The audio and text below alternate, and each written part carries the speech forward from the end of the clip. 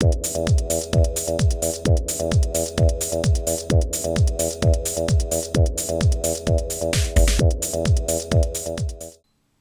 there folks, today I'd like to take a casual peek into the Masters of the Universe Classics Fisto action figure set by Mattel. This figure was first available in 2012 as part of the February Club Eternia subscription release. And I did receive this figure as part of the subscription, and the initial cost to me for this figure was about $20.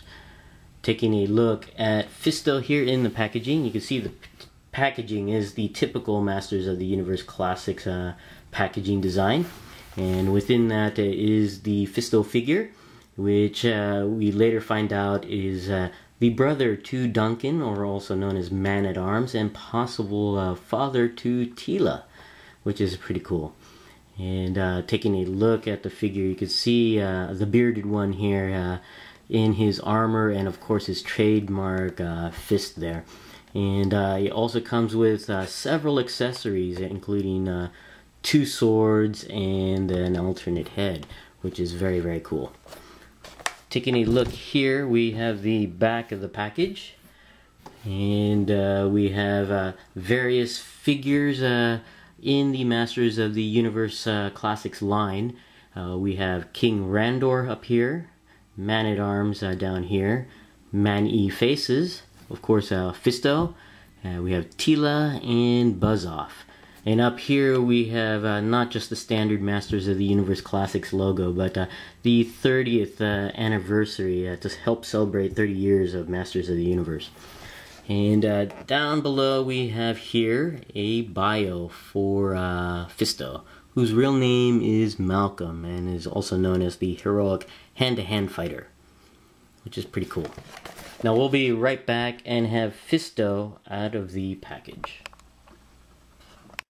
Alright, we're back and we've got Fisto out of the package, and I really do like this figure. It's a very nice set, but there are a few little things throughout this set that have me kind of bummed, and we'll get into those as we get to them. But first, we're going to go ahead and take a look at all the items that come included with Fisto. And we'll start out with his sword here, or his standard sword, and it's actually quite interesting here. And as I try to take it out of his hand here, and that's one of the little things I have a problem with. But taking a look at the sword here, it's very nice, and it's got a purplish metallic sheen to it. You can see it here. Very nice. I really do like it, although I got a little bit of a splotch here on the blade there. But overall, pretty cool, and I really do like the metallic purple that's used on the blade itself. And then you have the hilt and the handle here with some painted accents on there, which is very nice, silver and what looks like copper. And you got the hand guard here, and I believe this sword is a reuse that was originally released with Triclops, if not more figures. And but it's still pretty nice. The only problem I have is it's a bit warped in the packaging.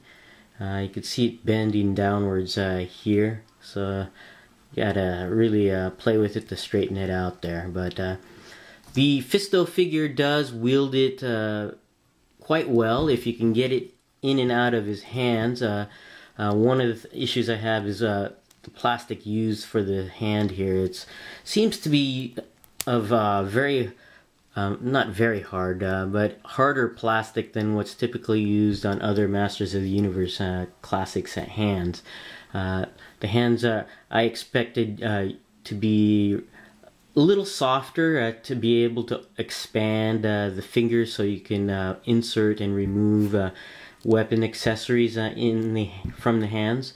But the hands on this particular figure are rather rigid plastic, so it's kind of hard to fit the accessories in the figure's hands. But once you get it in there, he does have a solid grip, so you can see right there. So that's kind of cool.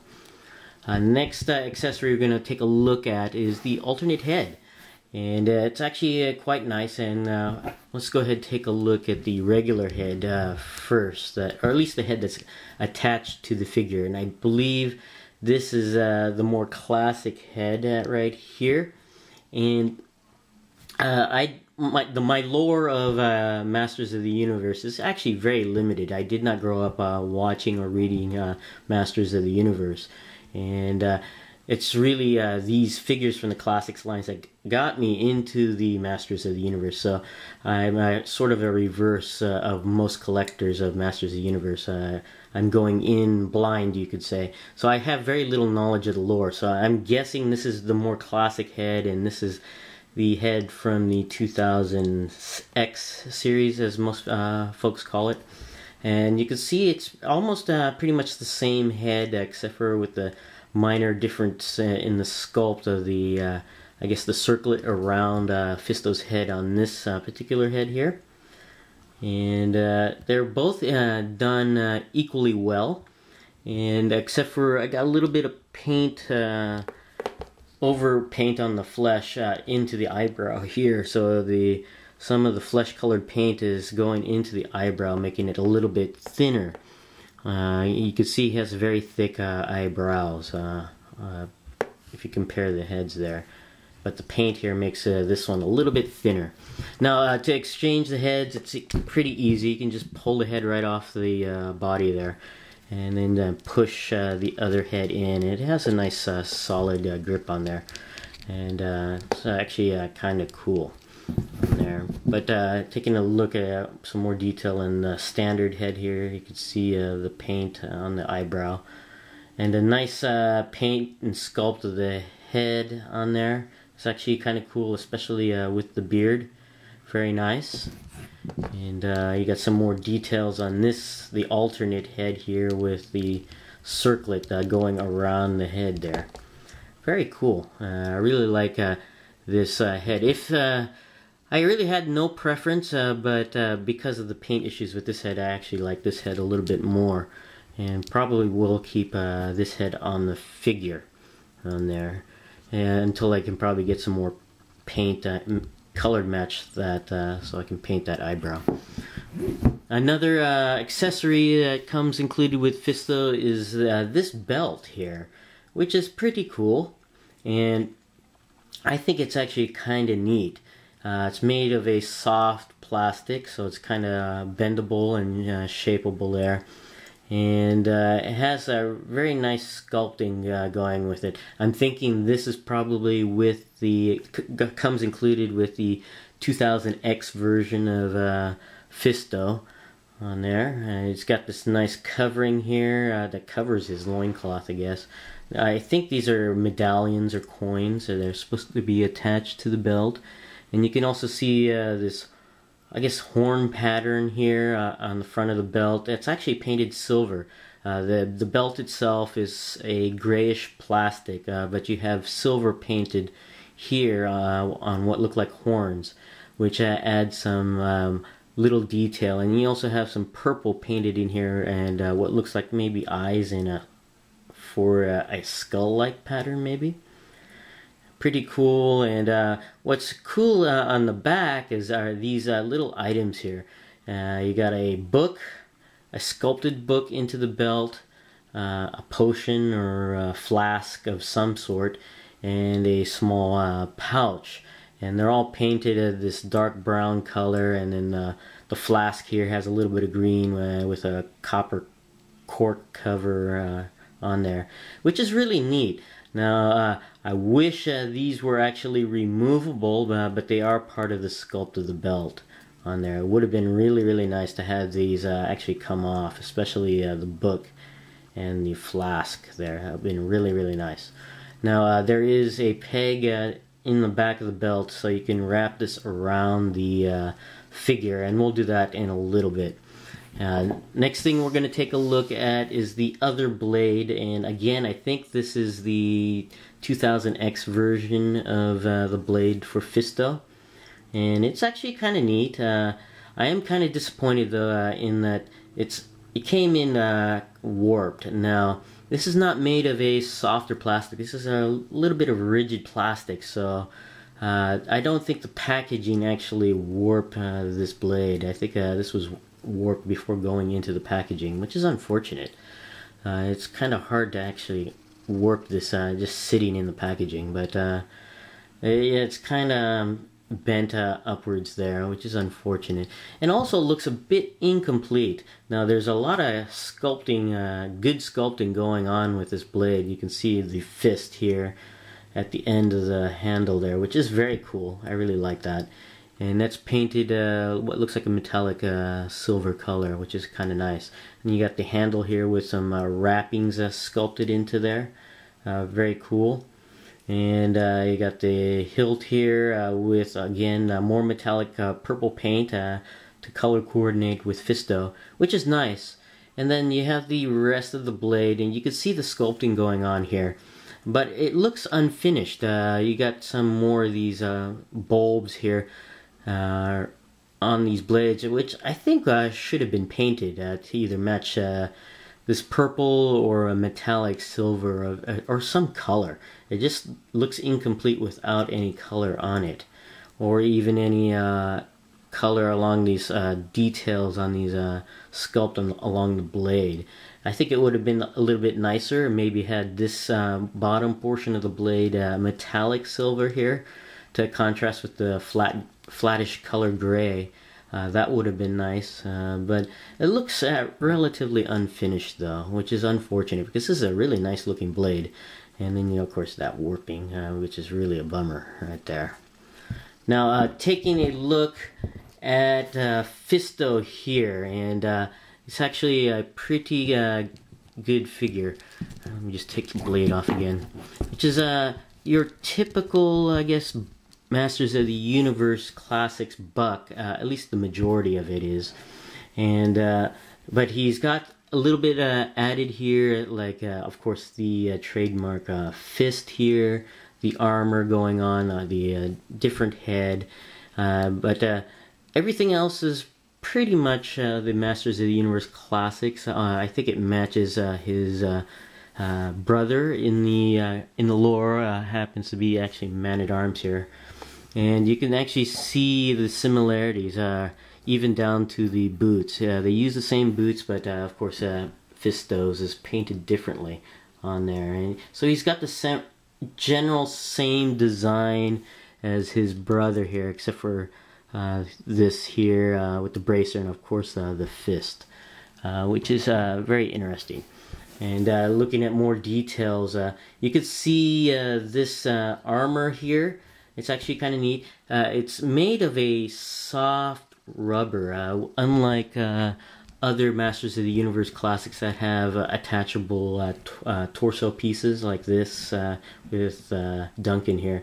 This Duncan here has a harder plastic, but this one is actually very, very soft in comparison. It's pretty much as soft as the belt here. You can see I'm moving it just with my fingers alone, and which is interesting. I don't know if it's because to increase the range of articulation in the torso area to allow it to bend on there and not be so rigid. Maybe that's the reason. I don't know if that was a cost savings or what, but it's made of a different material than I normally expect. But looking at some of the details, you can see all these little bulbous patterns here, and these are actually painted in metallic silver, so that's kind of neat. And then you have the purplish here, I don't know, you call them bands. It's just a certain design on there. It's actually a nice contrast of colors compared to the gray.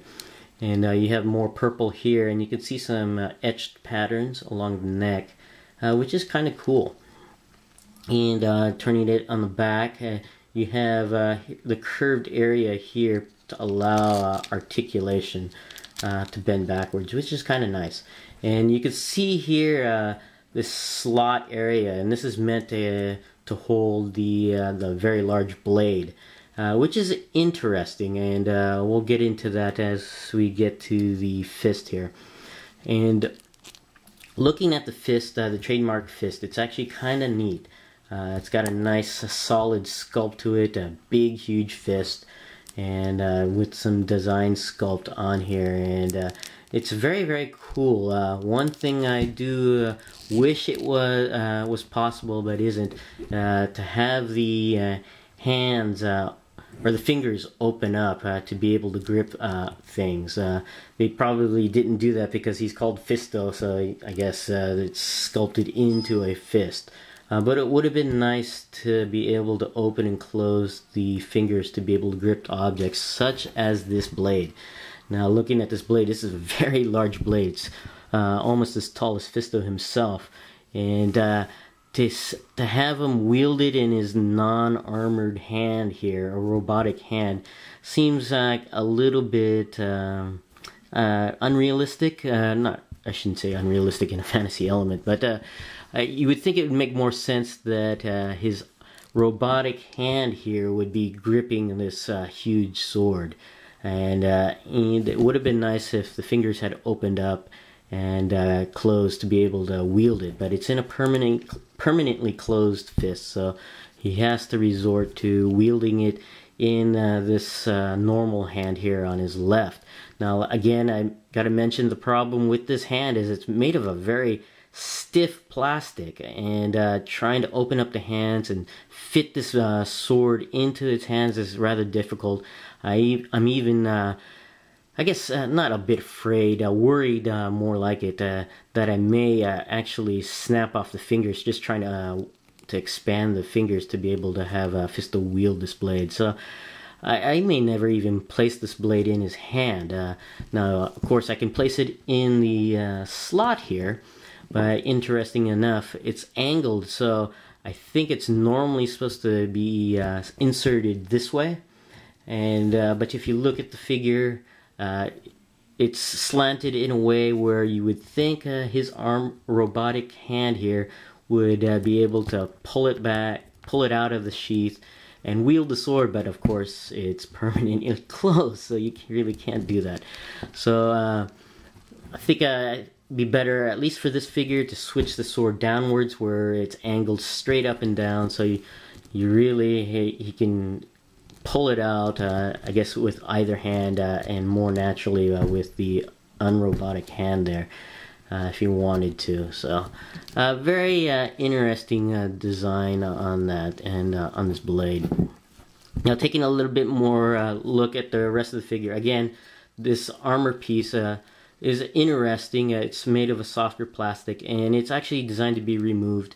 You can see pegs here on the sides, but I'm not going to remove them because due to the soft material and the tightness across the torso here, I think I may have a more difficult time actually putting this back onto the figure, and which is unfortunate because I do occasionally want to be able to remove this if I wanted to put another piece of armor on the figure. But you can't. I don't want to. So you can also see some paint slop on the back of this arm here. And speaking of this arm is a little bit different compared to the standard Masters of the Universe Classics male arm here. You can see that they actually added a nice bigger bicep tricep area, which is you would think would happen having a huge robotic hand attached on there. So I guess he's developed this arm a little bit more than his left here. So it's kind of cool that they did that, added more bulk to his right upper arm area. So that's kind of cool.